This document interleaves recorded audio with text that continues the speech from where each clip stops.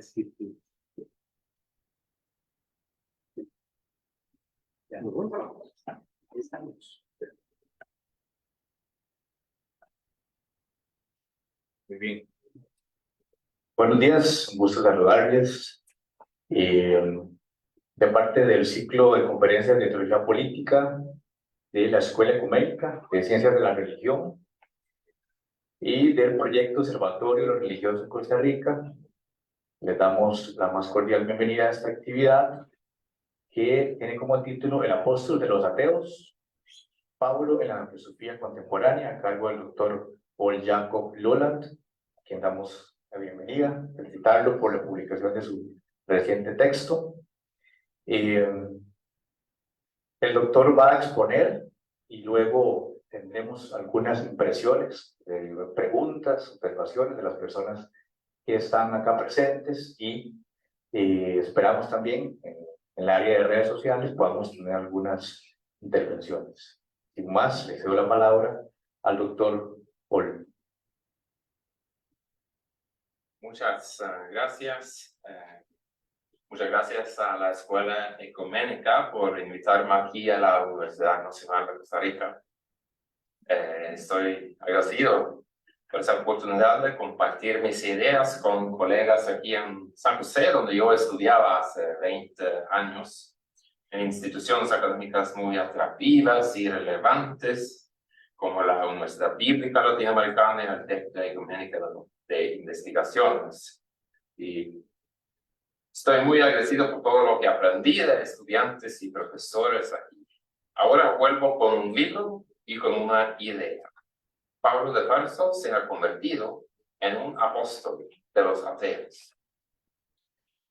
¿Quién fue Pablo de Tarso? ¿Qué queda del antiguo apóstol para nosotros? O más bien, ¿quién es Pablo de Tarso para nosotros hoy? El primer pensador del cristianismo, Pablo, como un apóstol de los ateos. ¿Cómo puede ser?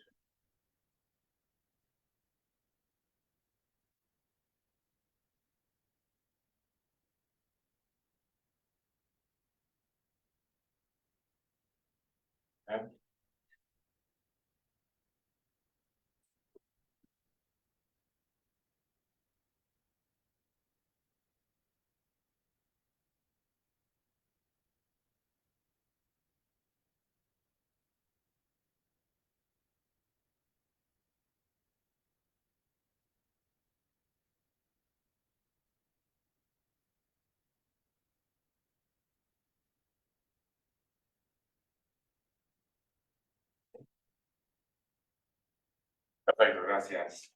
Yo vengo de Noruega, un país en el norte de Europa. Es un país donde el cristianismo ha sido la religión predominante por 1000 años. Esta foto es una iglesia medieval cerca de mi casa, construida hace 900 años. Pero el porcentaje de niños en Noruega que son bautizados no ha sido tan bajo desde que llegó el cristianismo hace 1000 años. Y los vikingos paganos seguían el tradicional culto a Odin y a Thor. Hoy en día no se ha vuelto a creer en Odin, sino muchos han dejado de creer en algo más allá y muchos se declaran ateos. En esta encuesta del Instituto Ipsos, más de la mitad de los noruegos dicen que no creen en Dios ni en un poder sobrenatural o espiritual. Como pueden ver, las cifras de la misma encuesta en países latinoamericanos son muy diferentes. No tengo cifras de Costa Rica, seguramente algunos de ustedes ya lo tienen, pero ven a Colombia y a Perú, el tamaño de creyentes es impresionante comparado con mi país. Al mismo tiempo hay que preguntar, ¿qué dicen realmente estas cifras? Una respuesta en la forma de confirmar o negar una creencia en Dios puede decirnos algo, pero no todo, tal vez ni lo más importante, como nos recuerdan las palabras del teólogo de la liberación, Juan Luis II. Creemos que dividen más profundamente a los hombres la imagen que se hacen de Dios que el decidir luego si algo real corresponda o no a esa imagen. Es decir, la cuestión no es tanto si uno cree que Dios existe o no, sino quién es Dios para los hombres, para qué viven, qué es lo último en la vida práctica de los hombres. El politólogo Ronald Inglehart escribe en su libro Religion's Sudden Decline sobre la secularización en mi región, en los países nórdicos, donde la gente dice que Dios tiene poca importancia en sus vidas.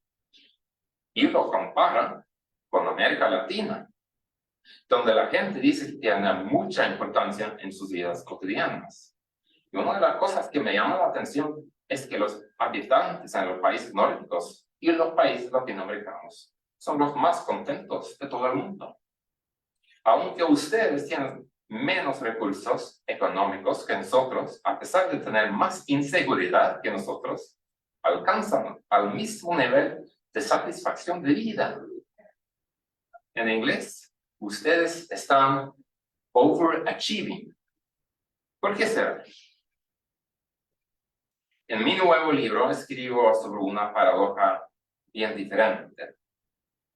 ¿Cómo es que los filósofos ateos en Europa han destacado el pensamiento del apóstol Pablo por considerarlo especialmente relevante para las grandes cuestiones de nuestro tiempo? Ateos quieren acabar con la creencia de Dios, pero con su entusiasmo e interés, estos filósofos, en realidad, prolongan la vida de un pensamiento que depende de varias nociones de Dios. Con el título El apóstol de los ateos, quería señalar que mi libro se trata, ante todo, de las imágenes que los filósofos ateos han tenido y producido sobre Pablo. Las diferentes interpretaciones que han hecho de los textos más relevantes del apóstol, tanto para atacar al apóstol como hacerse inspirar por Pablo.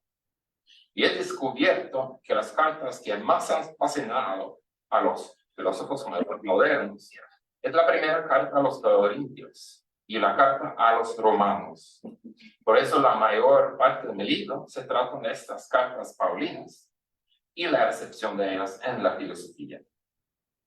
El interés en la filosofía contemporánea ha sido intenso y muy productivo. Ha generado una avalancha de publicaciones entre los estudiosos en las humanidades. ¿Por qué se ha visto este viraje hacia Pablo ahora, durante las últimas décadas de la filosofía europea? Primero, los filósofos habían ignorado a Pablo de Tarso por mucho tiempo, sin que se podía justificar debidamente esta ignorancia filosófica. Pablo había sido excluido del canon filosófico, y los que hemos visto con este interés por Pablo de Tarso es una reacción prefigurada en las lecturas del filósofo judío Jacob Taubes a los finales de los años 80. Segundo, había una tendencia en la filosofía continental que va desde los años 90 al ataque terrorista del 11 de septiembre de 2001 de repensar la religión como desafío filosófico, ético y político. Ni los filósofos ateos podían confiar en un proceso de secularización total que haga desaparecer o volver irrelevantes a las religiones en el mundo moderno o postmoderno. Tercero, vemos que hay una dinámica cultural en una Europa secularizada, con sospecha o una pérdida de credibilidad de las disciplinas teológicas. Entonces, la opinión pública no quiere oír a un teólogo sobre la religión, pero si es un filósofo, y aún mejor un filósofo ateo, entonces la gente piensa que vale la pena prestar atención.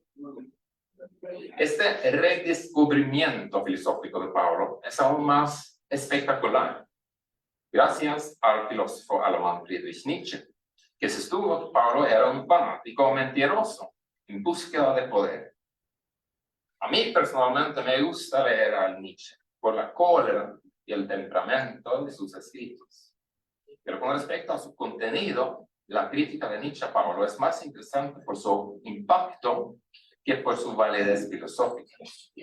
Precisamente por su influencia en un sentido amplio en la cultura europea, prestó mucha atención a la crítica de Nietzsche a Pablo, aunque el fundamento histórico de su ataque ha quedado desfasado por los nuevos descubrimientos en las investigaciones históricas de los textos bíblicos.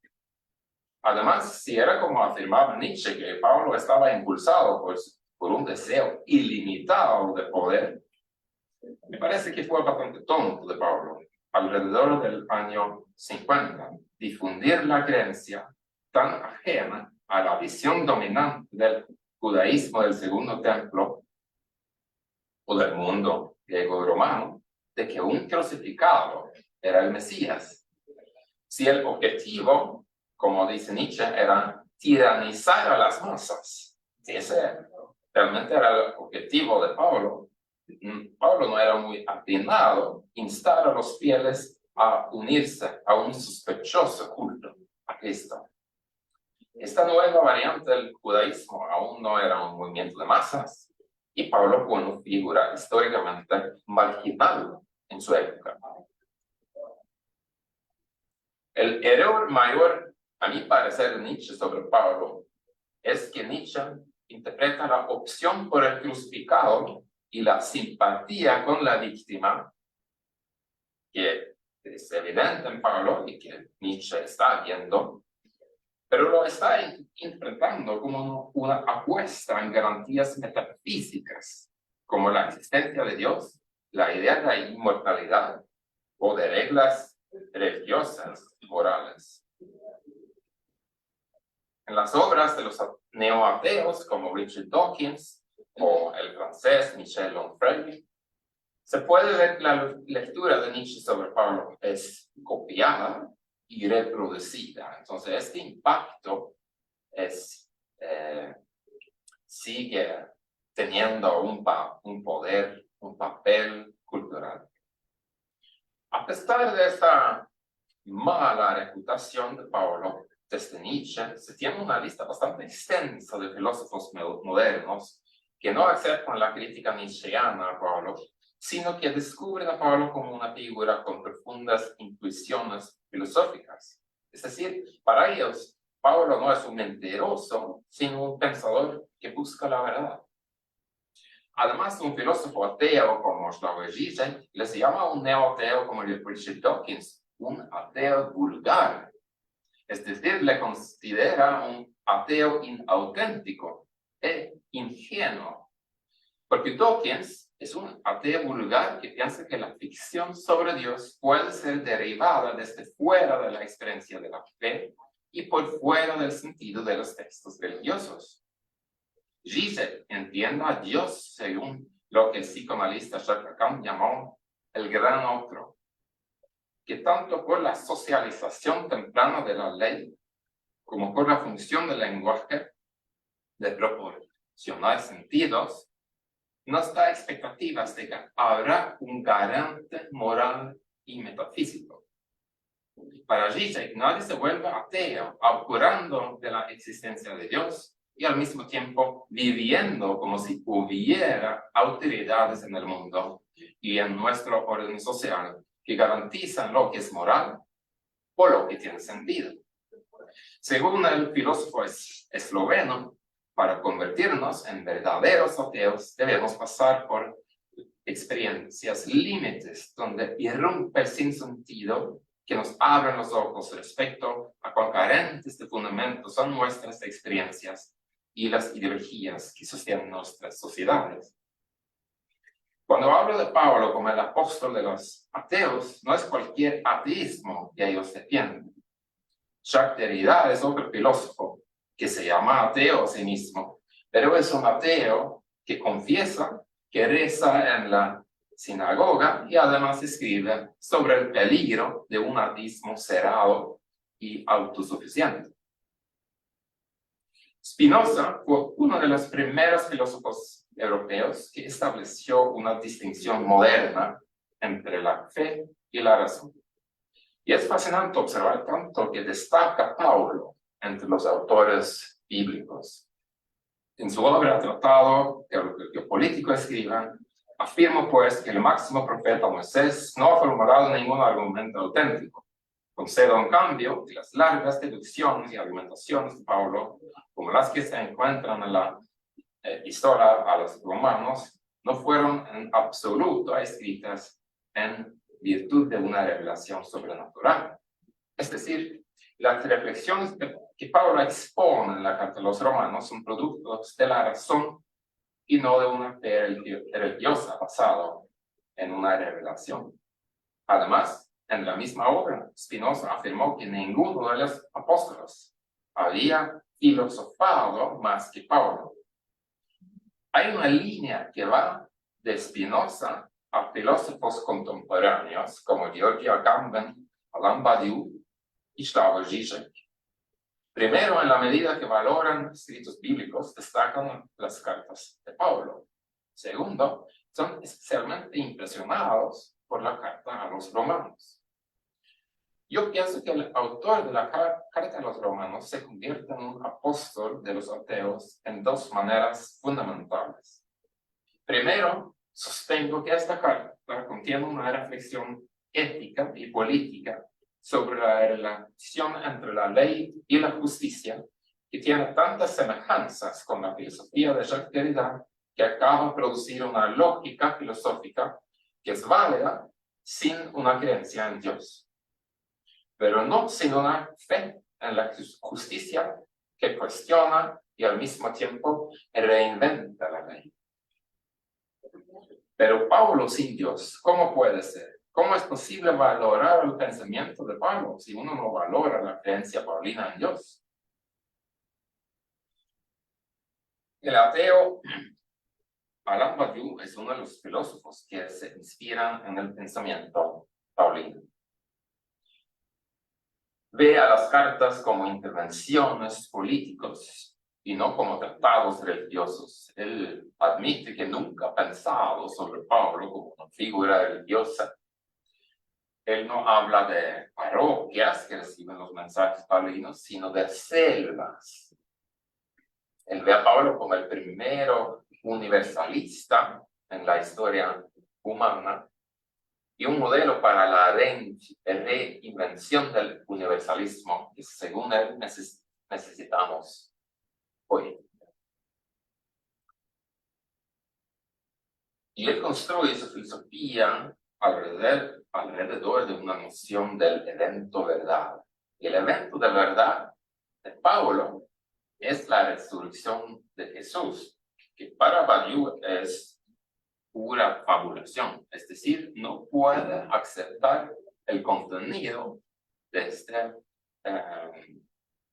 evento verdad, pero sí se inspira en la actitud y la relación que Pablo cultiva a este evento verdad y que es válido para todos los demás en un sentido universalista. Una pauta y estrategia que encontramos en Alain Badiou cuando él escribe es particularmente relevante entender cómo él puede argumentar que hay un núcleo secular que él puede rescatar. Él escribe que es posible extraer del núcleo mitológico una concepción formal enteramente laicizada de la gracia. Él lo escribe en su libro sobre Pablo. Aunque yo no estoy totalmente convencido que se puede extraer un núcleo secular del pensamiento paulino sin que se quede ningún resto religioso. A pesar de eso, afirmo que hay un potencial secularizador en el pensamiento paulino. Hay ideas paulinas con un gran potencial filosófico. Por ejemplo, para el psicoanálisis moderno. Nos dio una pauta el mencionado teólogo uruguayo Juan Luis II, cuando escribió que los cristianos no pueden dar por sentado que no necesitan a Freud, por el hecho de que ya cuentan con Pablo. Es decir, segundo tenía ya una profunda intuición sobre la afinidad entre el pensamiento paulino y el psicoanálisis moderno. Una razón fundamental por la que los filósofos actuales aprecian a Paulo como pensador radica en que, al igual Freud, enfatizan la credibilidad que trasuntan las descripciones trágicas de la vida humana, plasmadas en las cartas de Paulo. Hay algo en la naturaleza humana radicalmente maligna, o bien en su inclinación pecaminosa, que crea una resonancia en la filosofía moderna, la cual no puede prescindir de conceptos psicoanalíticos, tal como agresividad, ilusiones, proyecciones o negaciones. Es decir, hay afinidades. Ambas formas de terapia, la paulina y la freudiana, parten de la premisa de que el ser humano debe afrontar su pasado, debe trabajar su historia para llegar a una verdadera comprensión de uno mismo.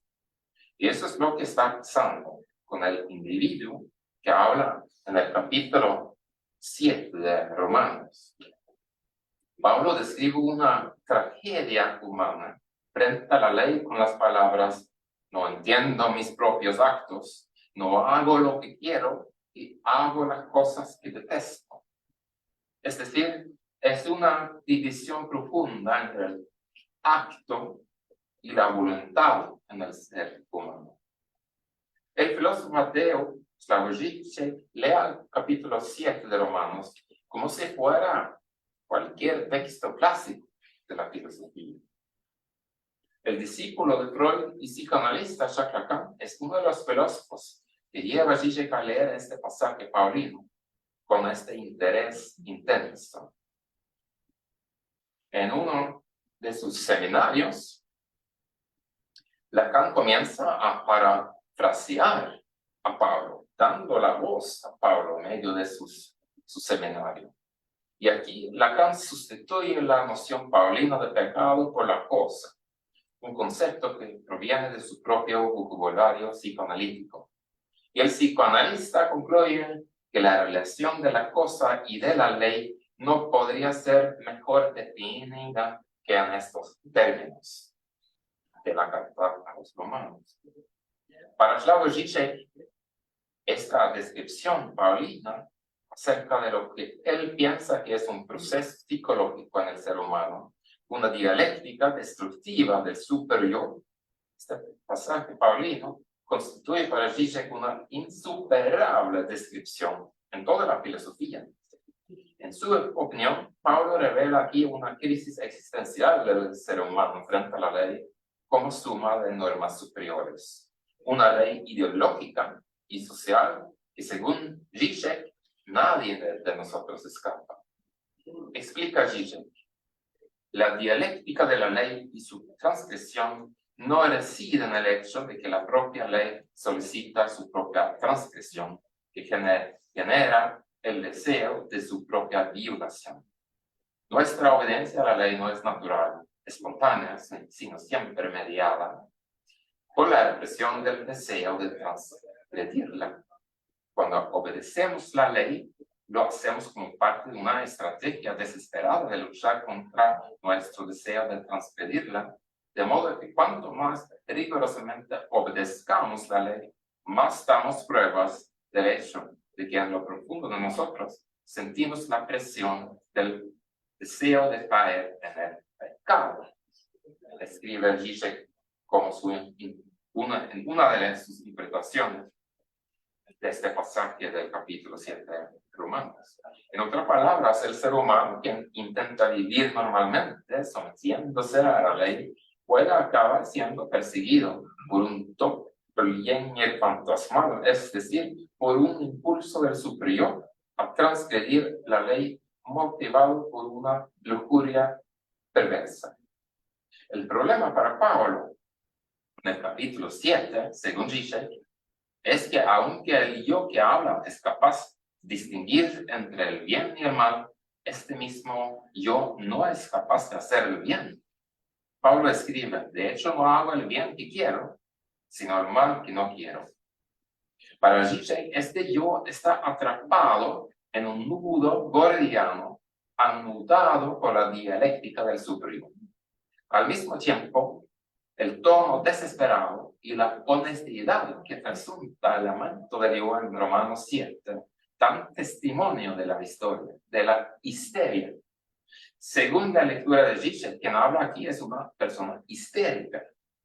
Tal persona tiene una posición ambivalente frente a la ley, pero su indomable búsqueda de la verdad le otorga un gran valor. En el punto en que el perverso ha dejado de hacer preguntas, el histérico continúa con su intenso desafío a la ley por la vía del cuestionamiento constante. Y mientras que la posición perversa es de hecho conservadora, la posición histérica encierra un considerable potencial de cambio. Y según Zizek, el fundamental movimiento en la argumentación del capítulo 7 de Romanos es que quiere escapar de la posición perversa. Es decir, a través del psicoanálisis, Zizek afirma o encuentra la conclusión que Pablo no es un conservador, da voz a una posición histérica que tiene esta potencial de cuestionar la ley y por eso toda la ideología, todo el orden social. A mí me parece fascinante que Zizek encuentra un diagnóstico perspicaz sobre el sujeto en Romanos 7. Resultan lecturas muy enriquecedoras de Pablo, que me da el sentido de que hay tanto inexplorado todavía en los textos paulinos. Pero hay una cosa del texto que Lacan y Zizek ignoran, tal vez porque en su psicoanálisis la ley suele tener solamente una función represiva y que tampoco veo en Badiou o Agamben. Es la explícita valorización de una cierta obediencia o cumplimiento de la ley en combinación con una noción de justicia. Los filósofos contemplan el universalismo, la libertad de la ley, la verdad en Pablo, pero no contemplan la justicia, que es un tema fundamental en la carta a los romanos. Cuando escribía el libro sobre las lecturas de Pablo en la filosofía de Zizek, me quedó pensando eso. Este filósofo vuelve a citar el capítulo 7, pero siempre evita citar el verso 13. La ley es santa y también es santo, justo y bueno el precepto. Para mí la clave fue una óptica del guiano. En el ensayo Fuerza de la Ley,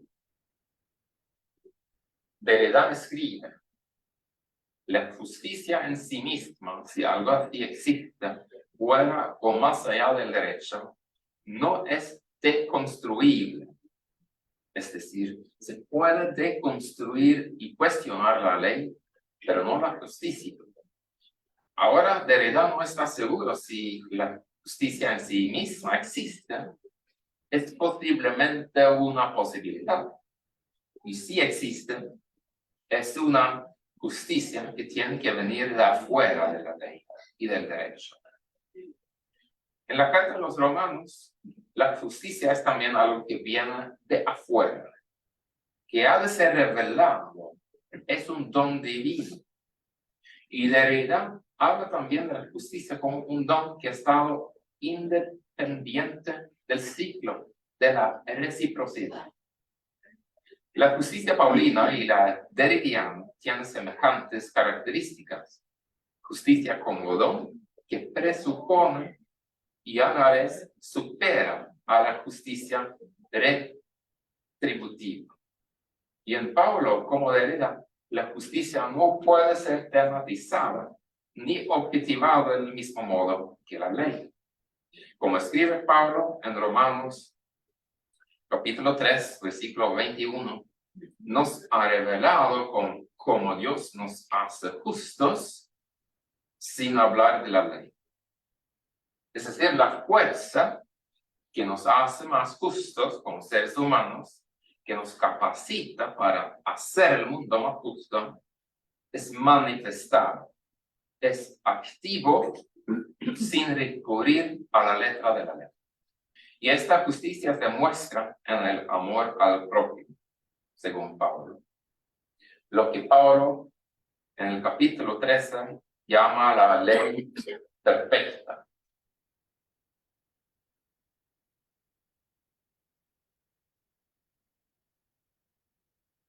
La ley perfecta en la traducción de la Biblia latinoamericana, que no es una traducción perfecta, porque no hay traducciones perfectas, pero es una traducción que deliberadamente yo elegí para texto bíblico en mi libro, porque fue una traducción usada por cristianos que fueron perseguidos por su lucha por la justicia durante la época de los regímenes militares de América Latina. Volviendo al capítulo 13, en el versículo 8 aparece la palabra griega ton heteron. Traducción directa puede ser otro, el otro o el que es diferente. Y según Pablo, estamos siempre en una deuda ética, no por algo que hayamos hecho, sino exclusivamente por la exigencia ética del otro.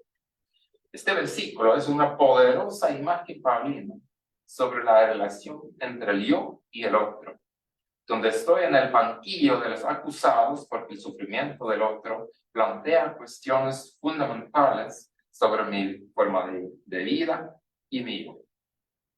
Esta figura paulina del ton hetero asemeja a la figura del otro en la filosofía de Emmanuel Levinas. Creo que hay más semejanzas con Levinas en la idea de Pablo de que Cristo es el telos de la ley, como se dice en Romanos 10:4. Quiere decir que, y aquí estoy contra muchas interpretaciones protestantes, que no es el fin de la ley, no simplemente anula la ley, como pensaba, por ejemplo, Nietzsche, como un buen protestante que era Nietzsche, contra su propia voluntad. La meta de la ley es la ética como cumplimiento de la justicia revelada en Cristo. Y la semejanza con Levinas consiste en que para Levinas el telos de la Torah es la ética, igual que para Pablo. Tanto Pablo como Levinas quieren traducir la herencia hebrea a la lengua de los gentiles, pregonando así el sentido ético de la revelación a todos aquellos que estén dispuestos a aceptarla. Aquí me aparece un Pablo más judío, no solamente cristiano. Y algo de eso se repite hoy. La herencia cristiana y religiosa de Pablo se deja traducir a los gentiles, a los filósofos ateos. Es algo en el pensamiento paulino que tiene potencial para ser secularizado y traducido a una época o a ciertos contextos donde crece el ateísmo.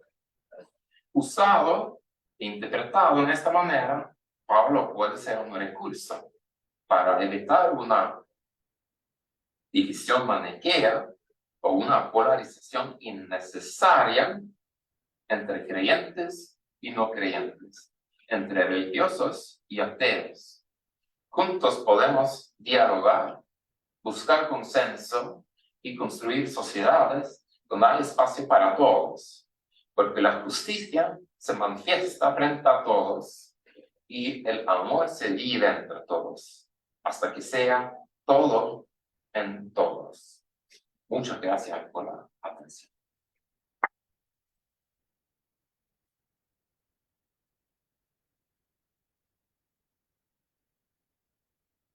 Muy bien, yo, bueno, tengo algunas precisiones, pero no quisiera abusar, digamos, de la posición en la que estoy, por decirlo así. Y me gustaría saber si ustedes tienen algún comentario o consulta al doctor Poli. Yo podría empezar con una pregunta, Ole, muy yo escucho. ¿Escucharán? Creo que sí, ¿no? Sí, como que se lo voy a meter. Sí, lo paso.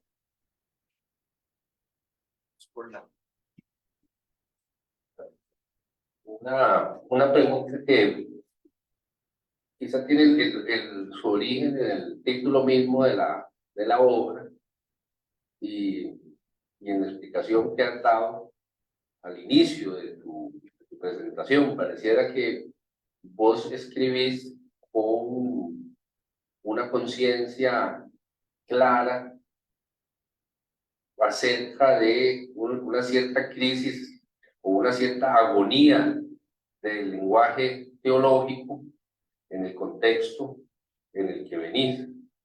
Pero esa conciencia de la agonía del lenguaje teológico está al mismo tiempo soportada por la convicción también teológica y filosófica de que ese lenguaje podría dar más de sí, pero podría dar más de sí solo si se hace un proceso de una nueva traducción de ese lenguaje. Es decir, que el archivo en el que se encuentra guardada la tradición teológica, al menos en el contexto del norte europeo, ya ha perdido su capacidad de ser interlocutor de las preocupaciones culturales, pero es el archivo, no el contenido mismo de lo que está ahí. Entonces la estrategia metodológica tuya es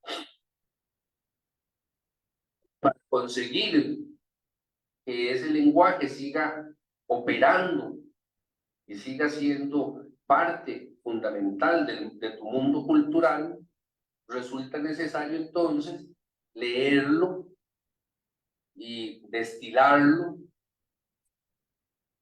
pero ahora desde la filosofía. Es decir, que lo que entiendo yo es que prestos a buscar el sentido del lenguaje teológico, ya no podríamos decir, o ya no podríamos proponer un proyecto como Pablo en la teología contemporánea, porque parecería que la teología contemporánea ya no puede decir adecuadamente aquello que está contenido en Pablo, sino que para que lo que está contenido en Pablo adquiera nuevo sentido, se hace obligatorio para un teólogo buscar en la filosofía una reactivación de ese lenguaje. No sé si es ese el sentido que tiene un poco el proyecto que tenés, digamos, porque uno podría decir, ¿por qué Ole, en lugar de buscar en Jacob Taubes el sentido que puede tener para nosotros Pablo, por qué no buscar en el comentario a la carta a los romanos de Karl Barth? ¿Por qué esa concentración? Para decirlo de algún modo. Bueno, esa es mi consulta.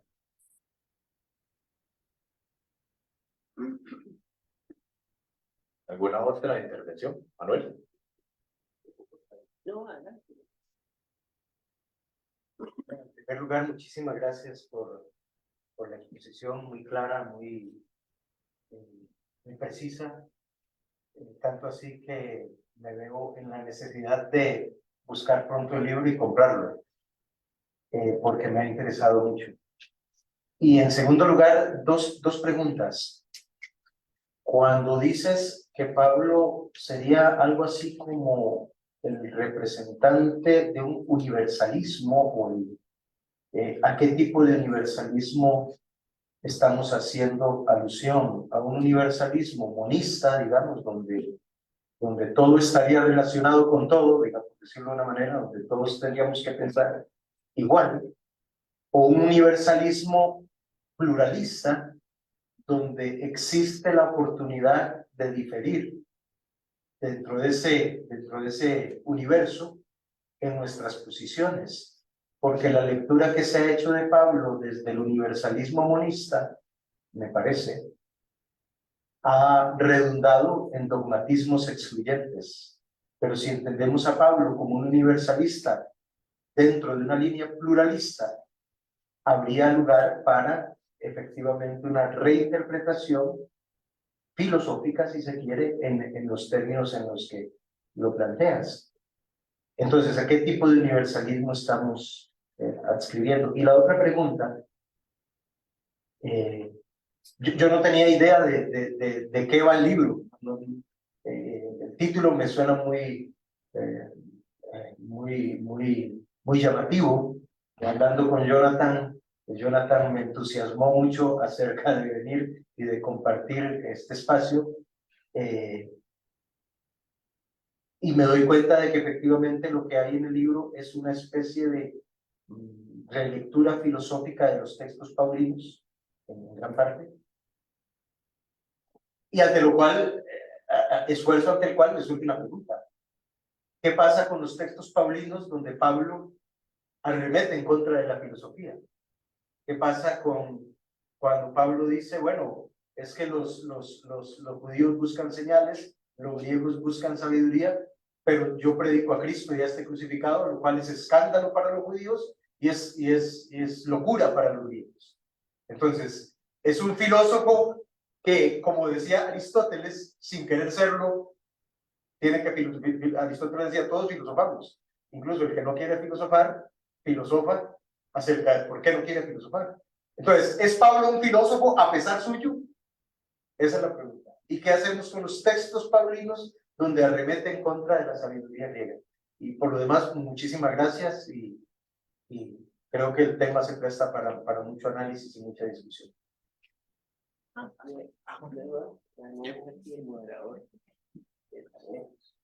No, pues, muchas gracias, profesor Oye, por esta presentación y sobre todo muchas gracias por este hermoso trabajo.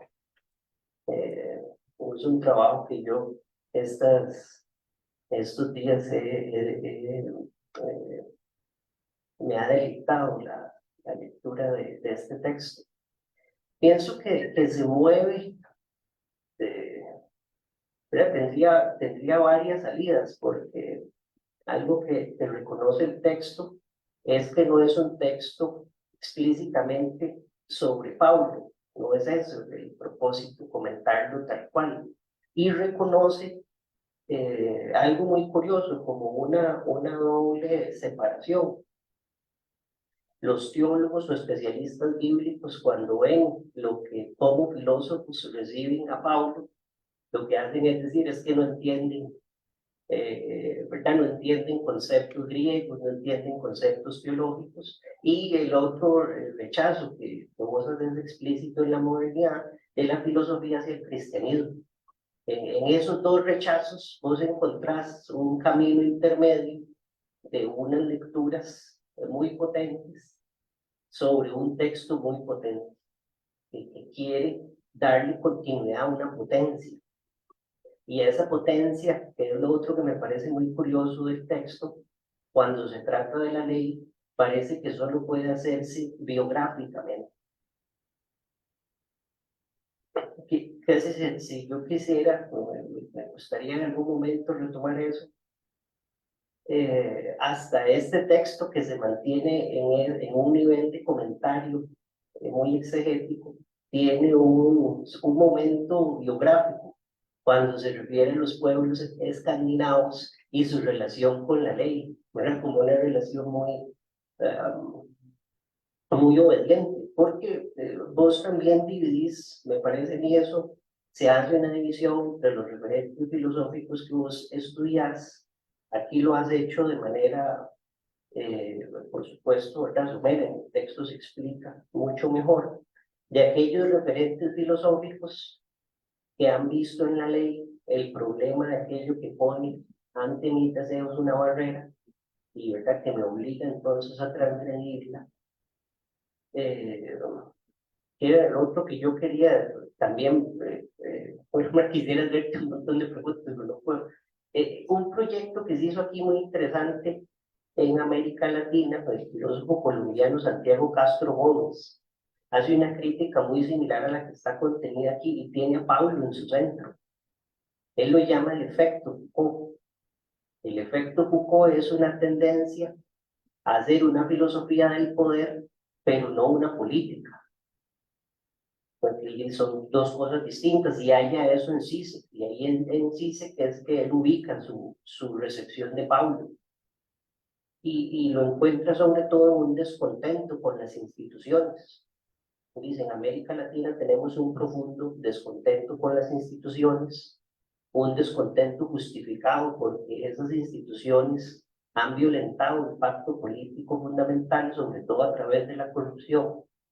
Pero, por otro lado, nosotros no podemos renunciar a las instituciones. Tenemos que reunir nuestra voluntad, y así entiende el universalismo Castro Gómez, como una reunión de la potencia de la voluntad para reapropiarse creativamente de las instituciones. Entonces, en América Latina tendría sentido solo comprender la ley también biográficamente. Sí, y la otra apuesta grande que hay en el texto, el otro contraste es con Derrida. Y Derrida, su inicio con la ley es un inicio biográfico. He sido apresado en República Checa, ¿verdad? Que lo meten a la cárcel y inicia también biográficamente. Y un problema que hay ahí, que es el otro que quisiera consultar, que no lo vi muy desarrollado en el libro, es la relación que hay entre ley y violencia originaria en la obra de Derrida. Porque ahí donde una ley aparece, ahí donde no había ninguna. Y para que apareciera, se ha tenido que consumar una violencia. Entonces, en torno a la ley, siempre hay una economía de la violencia, que no siempre juega con justicia, más bien nunca logra hacerlo. Y el dilema de la justicia es entonces tener que entrar necesariamente en relación con una economía de la violencia. Entonces, en todo caso, lo que quiero es agradecer que tu texto me ha provocado muchísimas cuestiones, me ha resultado muy grato. Entonces, de nuevo reiterar mi agradecimiento.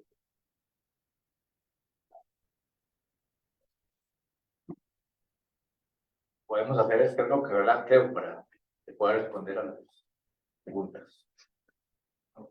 Bueno, muchas gracias por comentarios interesantes, relevantes, críticos. Me hace pensar y es siempre bueno. Yo creo que tienes razón, Jonathan, que en un sentido es un libro muy nórdico, muy protestante en el sentido del norte de Europa, como una respuesta de una falta de resonancia cultural del lenguaje teológico, que no es urgente aquí, de repente, o no es urgente de la misma manera, y es digamos, mi respuesta en el hallar un nuevo sentido del lenguaje teológico, tomando a Pablo como un ejemplo,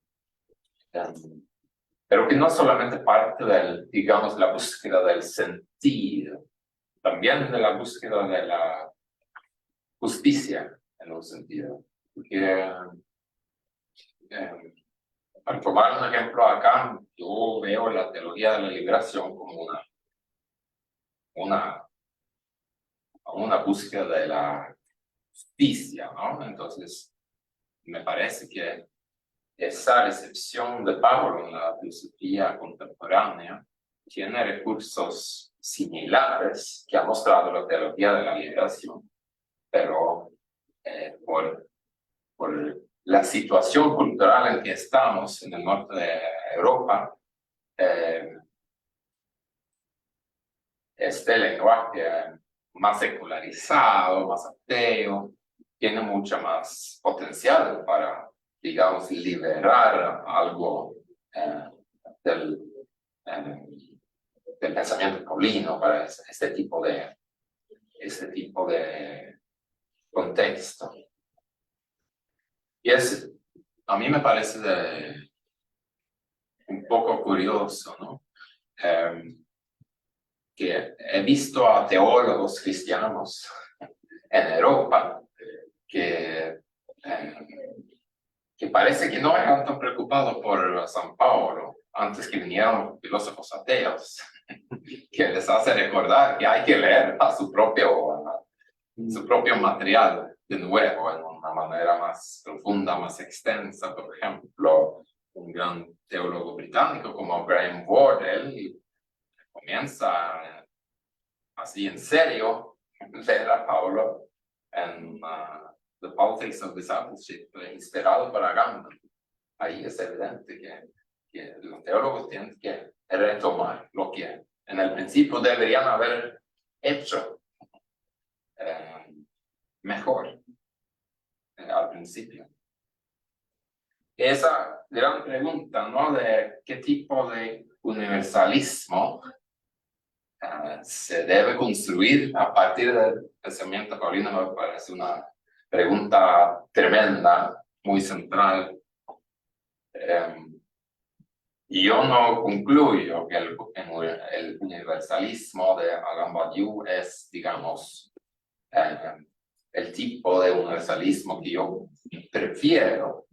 El universalismo de Badiou inspirado por Paulo es un universalismo exclusivamente centrado en la noción de clase y la lucha de clases, y él desprecia como un izquierdista la importancia política del género, de los aspectos étnicos, que para él son universalismos falsos. Pero lo que me gusta con ese tipo de intervención radical, como se ve en Alain Badiou, es que nos da nuevas oportunidades para trabajar con estos textos y imaginar un nuevo universalismo, tomando este peligro que siempre hay allí, ¿no? Que puede resultar en un dogmatismo excluyente, puede, digamos, aunque no fue la intención de Pablo, parte del resultado era un imperio, ¿no? Violento, excluyente, en esta larga historia. Hay que pensarlo bien. Trabajo en el libro bastante esa cuestión entre la polémica paulina y la filosofía y la sabiduría griega, de todo a partir de discusiones, lecturas de la primera carta a los Corintios.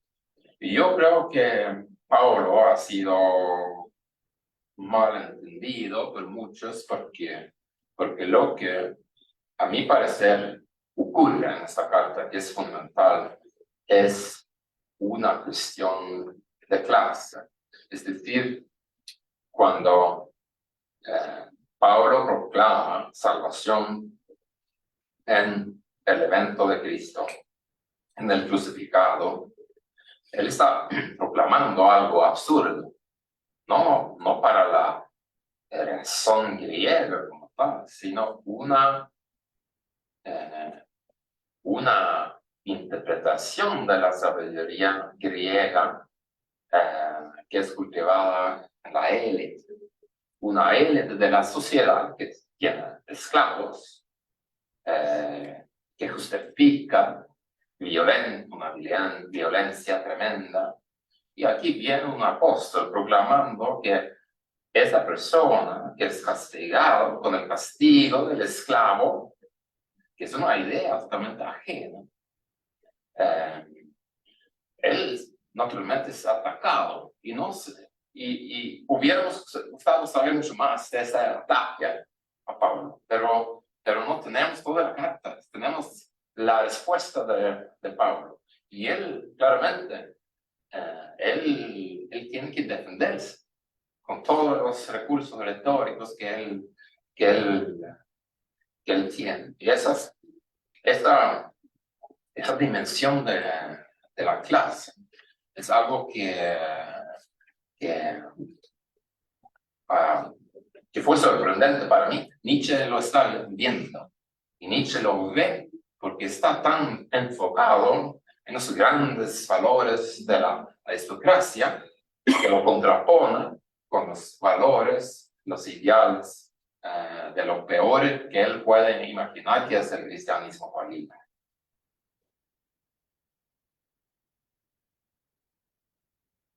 Sí, muchas gracias Diego por las observaciones. Y es interesante que observas cómo afecta el contexto a este texto. Me parece siempre desafiante, ¿no? En qué medida vamos a dejar el texto sea informado de un contexto social, geográfico, cultural, que siempre es limitado, pero siempre es la condición en que es posible entender alguna cosa o comenzar a escribir en el principio. Y es verdad que mi biografía, se puede decir, o mi interpretación de mi realidad política social en Escandinavia, también inspira a revalorar lo que un cierto pensamiento derridiano, paulino, dice sobre la ley, nuestra relación a la ley, la importancia de la ley en la relación a la justicia. Porque digamos, yo mencioné, ¿no?, que nosotros somos los más felices del mundo. Es una cosa para celebrar, los latinoamericanos y los escandinavos. Hemos llegado ahí casi al cielo, a pesar de todo. Es muy curioso. ¿Por qué son tan felices ustedes? No se puede explicar. O de repente tienes explicaciones de ustedes, pero en Escandinavia, a pesar de todos los problemas que tenemos, con la soledad, suicidios, o individualismo, o depresión, estamos felices, la gente está contenta y tenemos la imagen de que somos muy afortunados porque no gracias a Dios, porque Dios de repente no existe, pero gracias a algo vivimos en el mejor lado del mundo, ¿no?, protegido de tantos males. Y es muy fácil idealizar a nuestra sociedad de bienestar. Idealizarlo en una manera que nos lleva a pensar que nuestro Estado siempre es justo. Hemos obtenido un Estado, una sociedad ideal finalmente justa y no se puede hacer más. No hay una utopía donde vamos a llegar porque ya llegamos. Y por esto me gusta mucho esa insistencia de la filosofía de Derrida sobre la justicia. Como una cosa me parece parecido con la teología de la liberación, la justicia como un horizonte utópico. Porque justicia, ¿qué cosa es? Muchas veces la noción de justicia ha surgido en medio de protestas contra la maldad, contra la opresión, contra la pobreza. Y como una cosa que viene afuera como reacción, como un hombre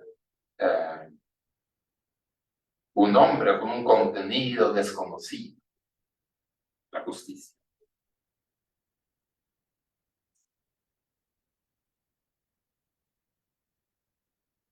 Bueno, yo tengo un comentario y algunas o varias preguntas. Lo primero sería un comentario para dialogar con tu texto, ¿verdad? Y tiene que ver con lo que en algún momento en el texto se menciona como la antifilosofía, ¿verdad?, de Pablo. Me parece que ese tipo de saber, digamos, que hay en las cartas paulinas, se convierte en un problema en un siglo posterior al de Pablo, en dos personajes que son teólogos, que fueron teólogos del siglo segundo. Uno es Clemente de Alejandría, que tiene el recibimiento del platonismo, del estoicismo de Musonio Rufo, por ejemplo, pero por otro lado también está plagado de citas de Pablo de Tarso. Es decir, Clemente recibe esas dos tradiciones, la paulina, ¿verdad?, y la platónica.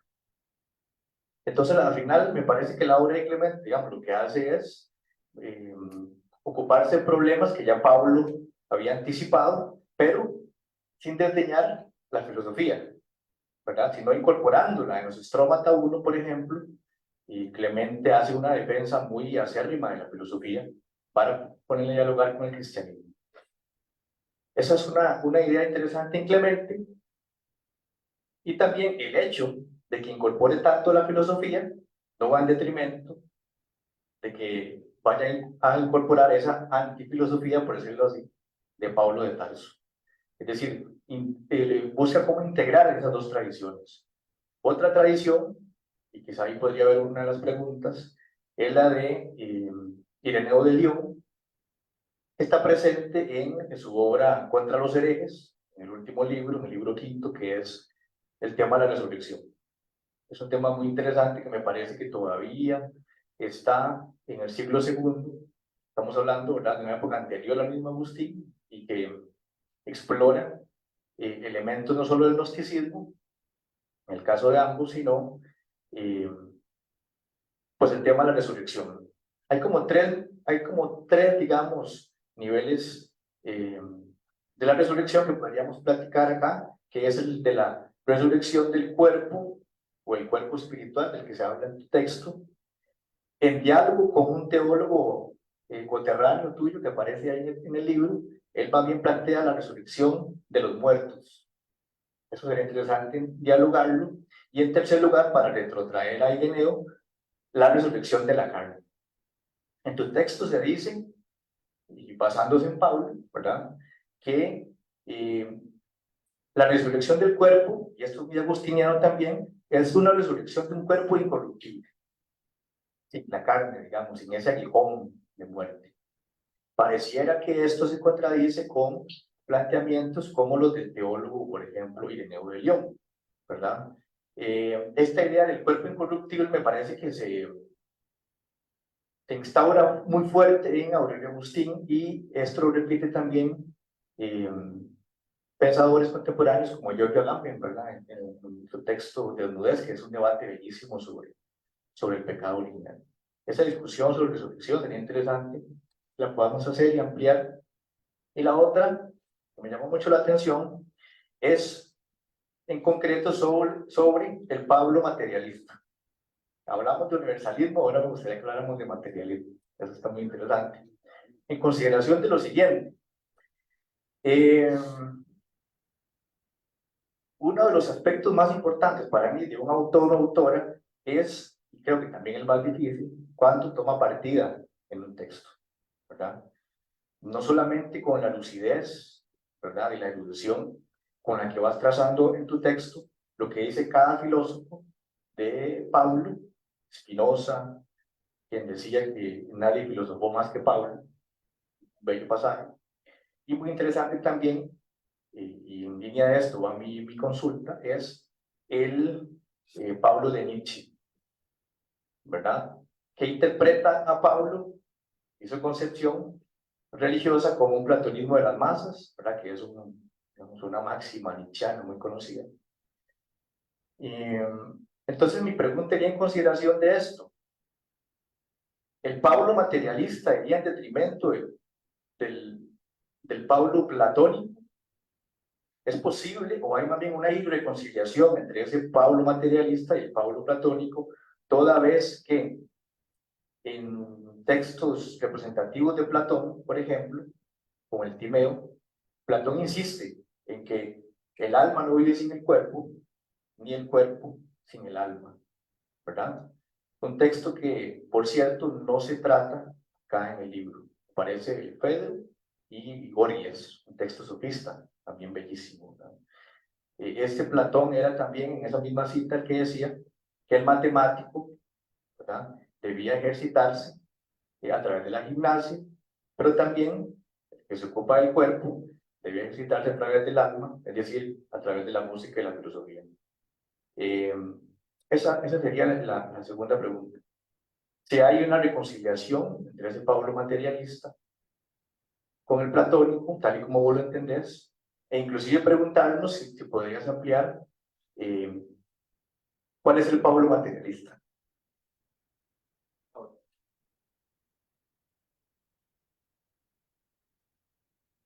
Muchas gracias por las preguntas.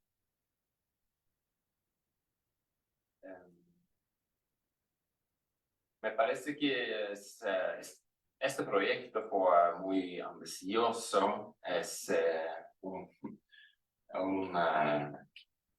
ensayo que tal vez pretende más de lo que puede lograr. Y yo creo que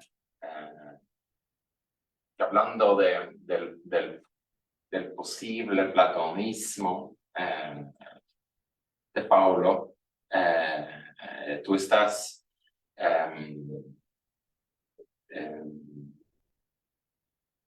digamos, encontrando un punto vulnerable de interpretación, ¿no? Porque podemos preguntar cuál Platón se usa para dar eso. Yo no soy especialista en el Platón. Yo creo que siempre es un peligro,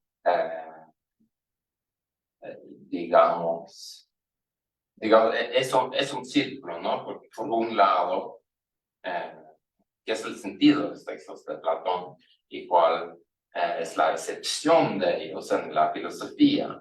Y aquí en este ensayo me parece que es ante todo la recepción posterior de Platón que juega un papel tan importante justamente por la centralidad de la crítica de Nietzsche, de Pablo como platonismo de las masas. Y eso es un círculo que me ha frustrado también con respecto a Pablo, porque donde comienza una lectura, digamos, original de los textos paulinos y donde comienza la historia de la recepción.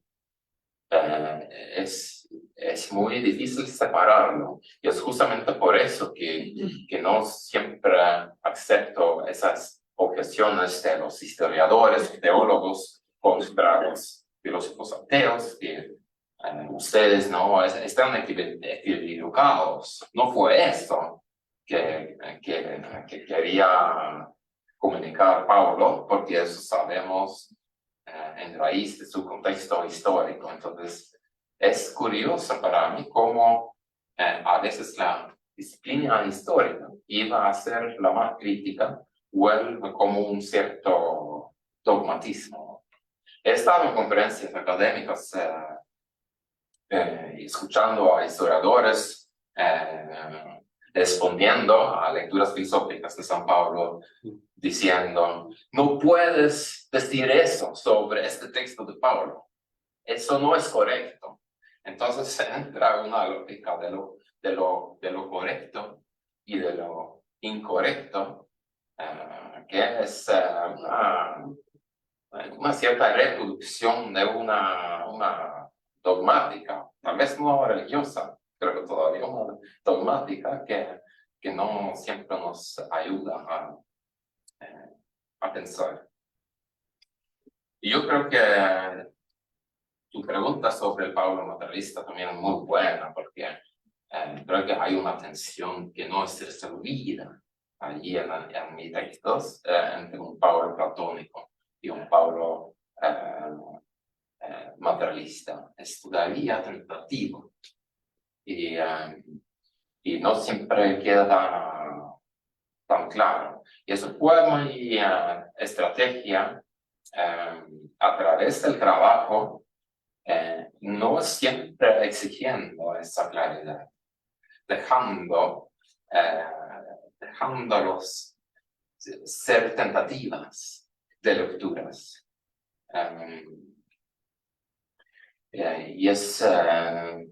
Y en un sentido te haces más vulnerable porque es mucho más fácil criticarte, porque es un ensayo que va en diferentes direcciones sin que todos los conceptos son aclarados o todas las tensiones son resolvidas.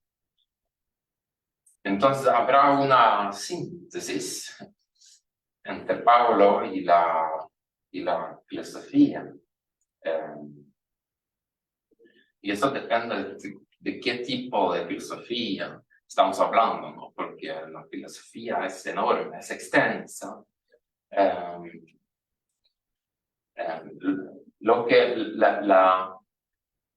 Una de las razones de que Alain Badiou le llama al pensamiento paulino como antifilosofía es justamente la fuerza o la militancia del pensamiento paulino como potencial de desafiar a los esquemas humanos, a los sistemas.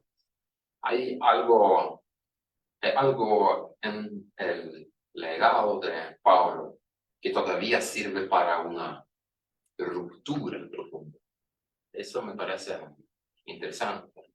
También tomando en cuenta que el papel, tal vez históricamente más importante de Pablo fue el papel durante la Reforma, que fue una ruptura profunda en sentido teológicos, políticos, en aquel momento en Europa, durante la Reforma. Sí. No me parece respuestas buenas, pero me parece un pregunta. Yo pienso que, bueno, a propósito de los autores latinoamericanos, un autor para quien ha sido muy importante Pablo fue Frank Kelame, ¿verdad? Eso es críticas a la ley, por ejemplo, en la maldición que pesa sobre la ley, hay un abordaje en la Carta de Romanos, por ejemplo, ¿verdad? En Kelame. Es decir, tu texto es, desde luego, provocador para pensar en algo así como Pablo, el apóstol de los latinoamericanos, o de las latinoamericanas, digamos. En el entendido de que ha de ser muy interesante poder hacer un trabajo así como este, ¿verdad? Pero diciendo, bueno, está el pensamiento de Castro Gómez, por ejemplo, el de Hinkelhammer, etcétera, ¿no? Y que pueda dialogar con textos como el tuyo, sin no hacerlos aparte, sino que puedan ser parte de un proyecto que al fin y al cabo creo que es parte de ese mismo universalismo, que no deja de ser problemático. Yo siento que en filosofía siempre se habla de problemas y en teología también, desde luego, hablamos de problemas. Entonces los problemas siempre están ahí, es decir, no están suturados totalmente, no están cerrados, siempre hay ahí unas fisuras o grietas, digamos, para dialogar.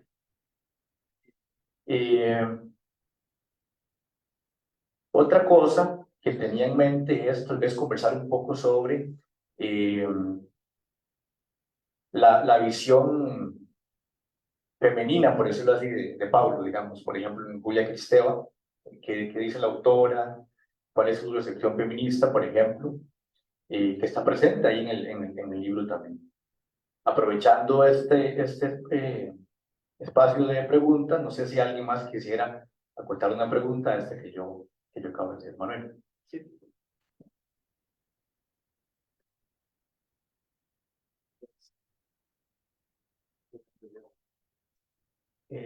Dos cosas quizás muy rápidas.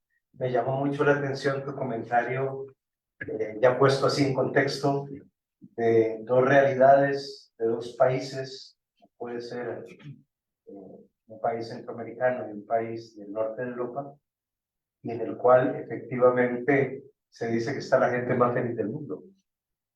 Porque en uno la perspectiva religiosa es insignificante probablemente, ¿no? Del norte de Europa, y en otros todavía la vida religiosa es muy significativa. ¿No será eso muestra evidente de lo que decías al inicio? Que quizás unos son felices porque creen que Dios existe y otros son muy felices porque saben que Dios no existe. Es decir, y las perspectivas de Dios que están en ambas sociedades, de alguna u otra manera, inciden en esa felicidad, tanto para los que tienen en Dios todavía un motivo, digamos, pues de optimismo, como para aquellos para los que el optimismo más bien reside en pensar que somos absolutamente libres de una divinidad.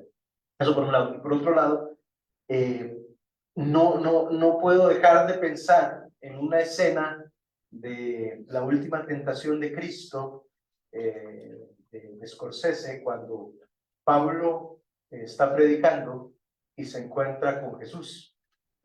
Y Jesús, después de que el público que está escuchando a Pablo se va, le increpa y le dice: eres un mentiroso, aquí estoy, yo no morí. Y Pablo al inicio se muestra muy extrañado, pero después lo desafía. Le dice: anda, diles, no te van a creer, porque lo que la gente necesita es una esperanza. La gente necesita a Cristo, no a Jesús. Entonces, la pregunta, tomando como pretexto esta escena, se dice algo en el libro acerca de este problema que probablemente ya ha sido superado en teoría, del Cristo de la fe y el Jesús histórico, cómo se asume efectivamente desde Pablo la idea, digamos, del Cristo de la fe, y si en el libro se trata algo acerca de eso. Muchas gracias.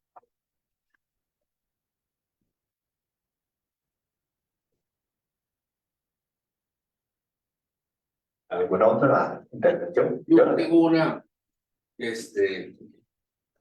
bueno, cuando leyendo a Ole, desde luego lo que yo voy a decir se explica por una inclinación voluntaria, ahora sí, una coincidencia de la voluntad y el acto. En el caso de Ole, expresaba en su interés por América Latina y por la teología de la liberación. Pero cuando uno lee el Apóstol de los Ateos, no queda más, bueno, a mí al menos no me queda más que decir que lo que vos denominás filósofos ateos, y en su gesto de retornar o de revisitar la tradición teológica, se hacen contemporáneos, décadas después de una de los gestos y de los movimientos más interesantes precisamente de la teología de la liberación. Es decir, la teología de la liberación es una crítica de una cierta modernidad que dice que para que se acelere el tiempo y se cumplan las promesas modernas, es necesario ocluir precisamente la herida teológica, la apertura religiosa, y en la medida en que la herida teológica se cierre, entonces se cumplirá el tiempo prometido por la modernidad. Solo hay que recordar ahí que en medio de esa promesa moderna hay una masa enorme que se llama Leibniz, ¿verdad? Que frente a los modernos dice: no es necesario que para que se cumpla lo mejor de la modernidad, es decir, la técnica, la ciencia, la razón, terminemos con la tradición teológica, sino todo lo contrario, ambas surgen de una misma fuente. Pero los teólogos de la liberación dicen: no, frente a la cerrazón moderna sobre sí misma, frente al horizonte cerrado que predica esta modernidad respecto de sí misma, encontramos en la tradición teológica una reserva, una fuente que nos permite resistir y que nos permite avisorar lo nuevo en medio de aquello que nos dice que no hay novedad posible. Y es curioso que venga desde Noruega una idea semejante.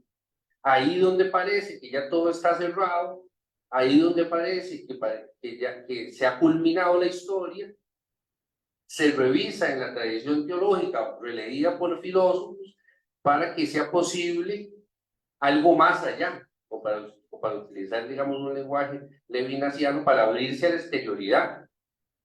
Y es interesante, pero es todavía más interesante porque parecería que lo que se pertenece a este movimiento a lo que ha abierto la teología de la liberación en América Latina desde la década del 60. No sé si te parece que hay algún tipo de vinculación y que Europa se siente agotada al interno suyo y para buscar una nueva energía no puede sino retornar a una fuente que había prometido que estaba acabada y que estaba acabada para bien, ¿verdad?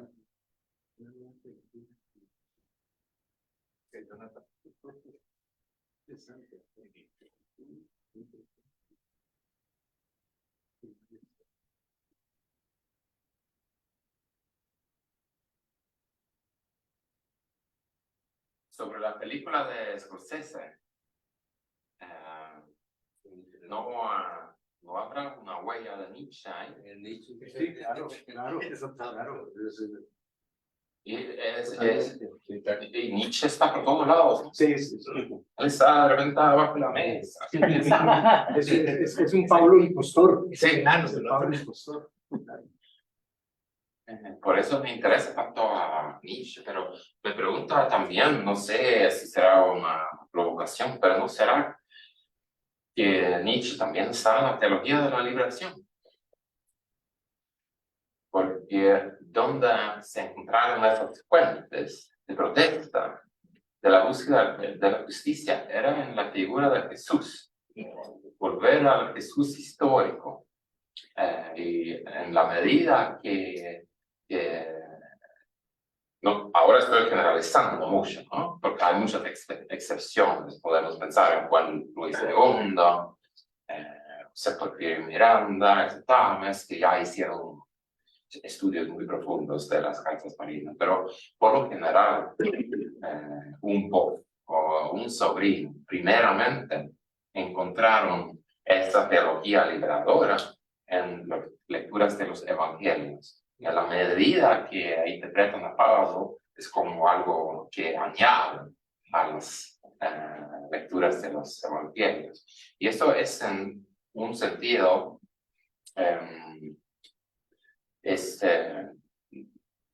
no sé si será una huella de Nietzsche o más bien una huella de la ciencia bíblica en el siglo XIX, que postulaba que primero llegaron los evangelios originarios y luego tuvimos el problema con Pablo, porque Pablo no se interesaba por el Jesús histórico. Él se acababa en especulaciones cosmológicas y sus cartas no tienen nada de valor histórico para entender ese fenómeno en su profundidad. Me pregunto si esos filósofos ateos nos hacen el favor como teólogos de resistir un poco más este esquema que es culturalmente tan poderoso que también es reproducido en películas como la de Scorsese, por ejemplo. Y en cierto modo se puede entender, ¿no?, que aparentemente Pablo parece poco interesado en la figura histórica concreta de Jesús de Nazaret, pero es lo más original que tenemos del Nuevo Testamento, que en un sentido estamos más cerca al fenómeno histórico de Jesús cuando nos profundizamos en esas especulaciones cosmológicas de Pablo. He pensado muchas veces digamos, la teología de la liberación como un movimiento, un fenómeno paralelo a estas lecturas filosóficas que he encontrado. El libro es en cierto sentido un libro muy eurocéntrico porque es enfocado en la filosofía europea, que es una limitación, y no conocía, por ejemplo, Castro Gómez, que ahora voy a leer con gran interés, pero sí, yo creo que sería interesante investigar este tema y mucho más en su profundidad. Esa reserva afuera el sistema o el esquema de la modernidad o lo que se llama. Y es curioso, me parece, que los filósofos ateos necesitan a una figura como Pablo. Parece que el discurso de ellos es tan agotado que aún Pablo les puede ayudar a renovar este pensamiento.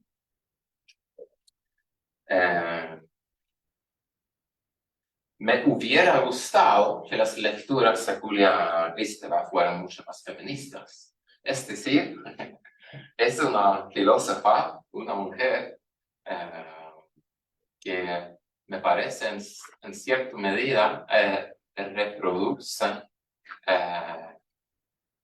reproduce esquemas que no prestan mucha atención al aspecto de género.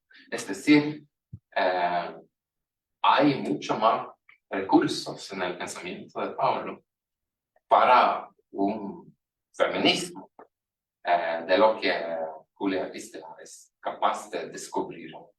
Y me parece muy interesante. Pero el gran valor de Kristeva es también que aquí hay otro psicoanalista que está viendo esa afinidad entre el pensamiento psicoanalítico y la carta a los romanos. Está en cierta medida confirmando la validez o lo fascinante que hay en las filosofías de Jacques Lacan, Gustavo Zizek, o Alain Badiou sobre Pablo y el psicoanálisis.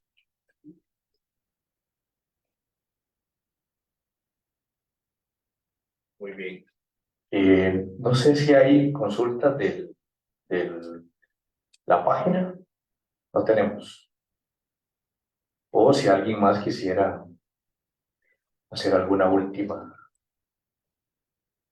intervención. No es una consulta, pero Un segundo, para levante el micrófono. no es consulta, pero es agradecer el espacio porque realmente, bueno, mi compañera Giselle y yo, no sé, los compañeros, somos estudiantes de teología y esos espacios son muy enriquecedores. Ahora lo comentamos con el profe Diego, son muy escasos. Y escuchar las preguntas que ustedes abordaron, los temas que se dieron y demás, sí, nos abren la perspectiva a querer estudiar algunas cosas más y tal vez que dentro de los propios cursos y por la dinámica de la carrera son limitados. Entonces, muchas gracias por el espacio y sé que lo hago en nombre también de la compañera, porque realmente sí nos enriquece y nos empuja a querer estudiar un poquito más. Entonces, de verdad, muchas gracias y ojalá se repitan ese tipo de actividades para enriquecer, que es lo que comentaba, la dinámica de nuestro aprendizaje. Gracias.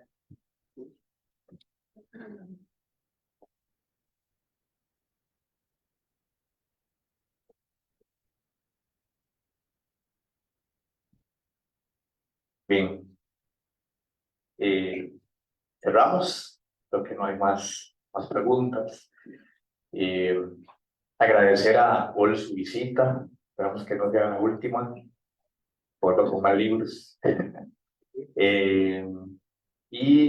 Por supuesto, agradecer a la organización del Observatorio Religioso, ¿verdad? Y de la Escuela Ecuménica, sobre todo el esfuerzo de Jonathan Pimentel y Diego Soto por la cuestión del contacto, digamos, con el doctor Ole. Y dar las gracias a ustedes también por su presencia y por el apoyo a la actividad y por las preguntas también tan provocadoras. Nos vemos.